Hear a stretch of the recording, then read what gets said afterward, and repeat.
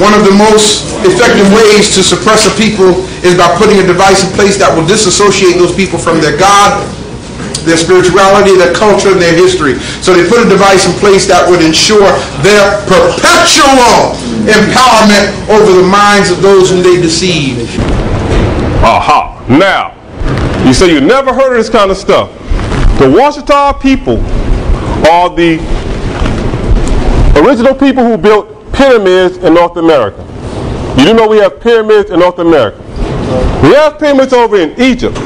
We also have pyramids here in North America, okay?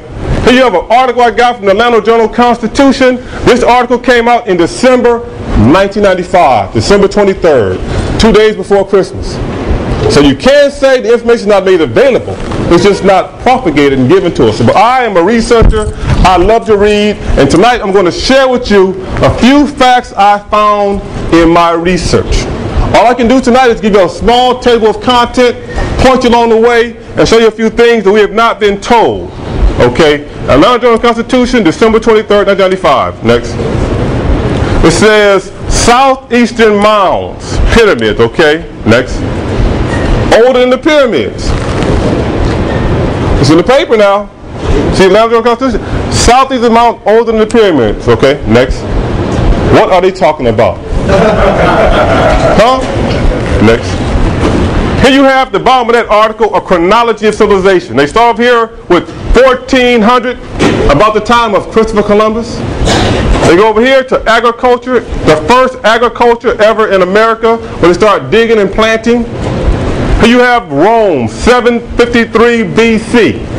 Here you have the pyramid, the work start on the Great Pyramid in Giza.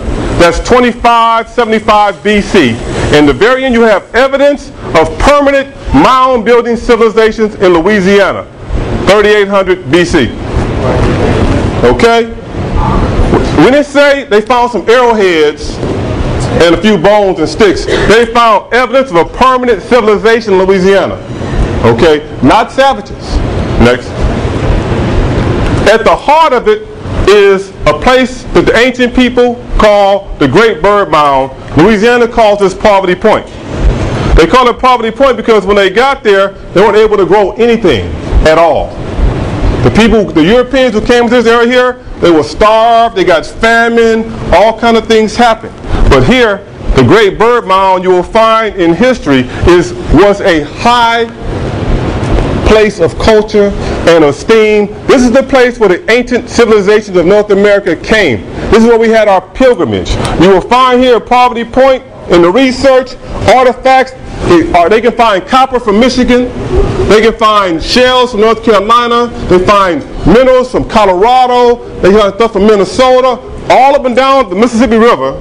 And the indigenous name for Mississippi River is the Mississippi River, which stands for the father of all rivers. All along the Mississippi River, you will find people who came down here.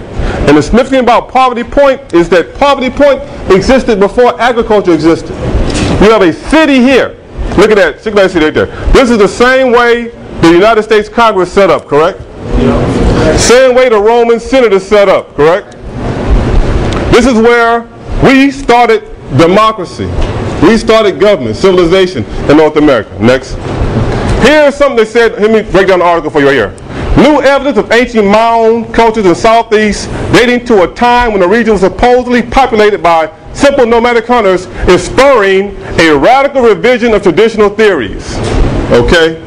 A radical revision of traditional theories, okay? About people who inhabited North America 6,000 years ago.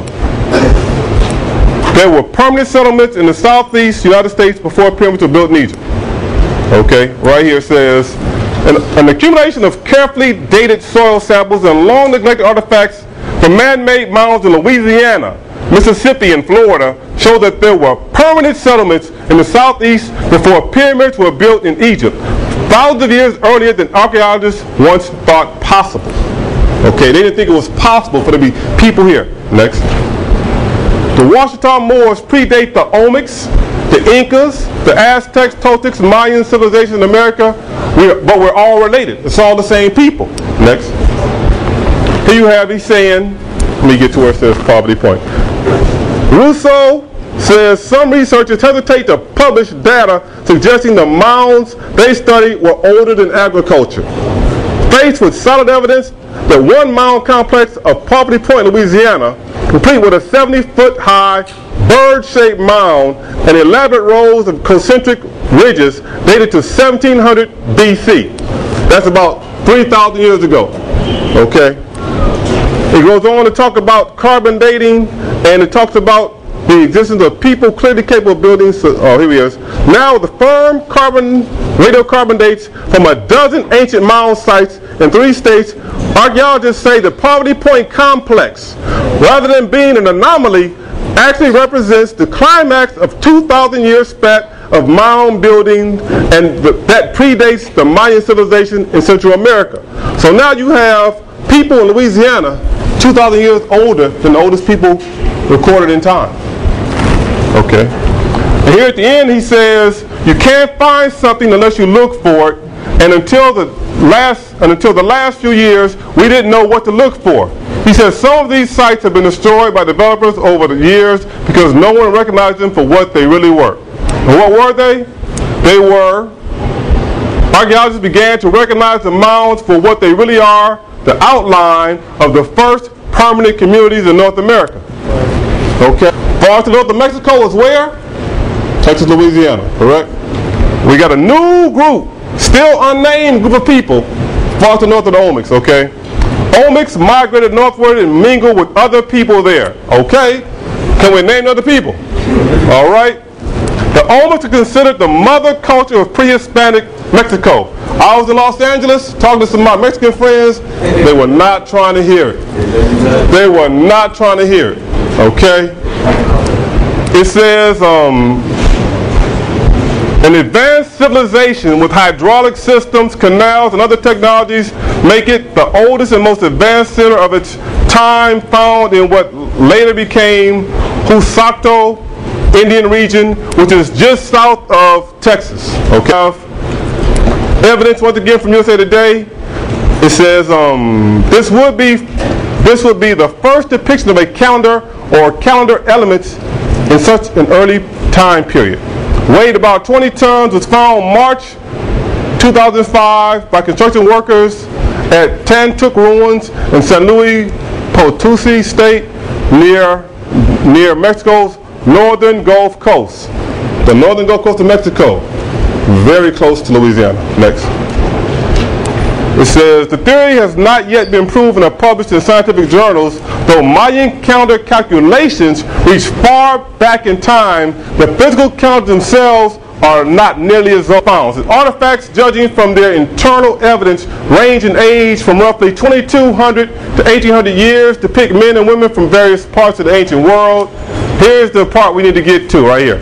Among the most beautifully and skillfully executed of all the Burroughs Cave stones are many depicting distinctly West African persons, identifiable even down to the sacrification lines accurately shown in their faces.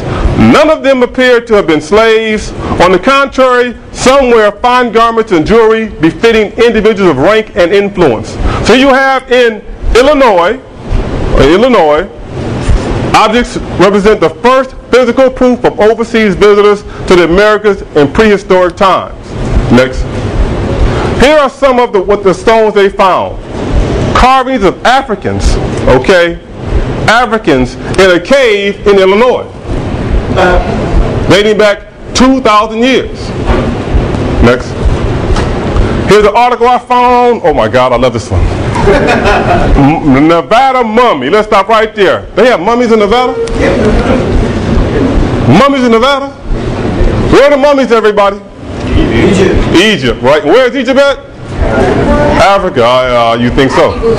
We're going to discover some more now. Okay, this says, anthropologists say man found in a cave in 1940 is more than 9,400 years old.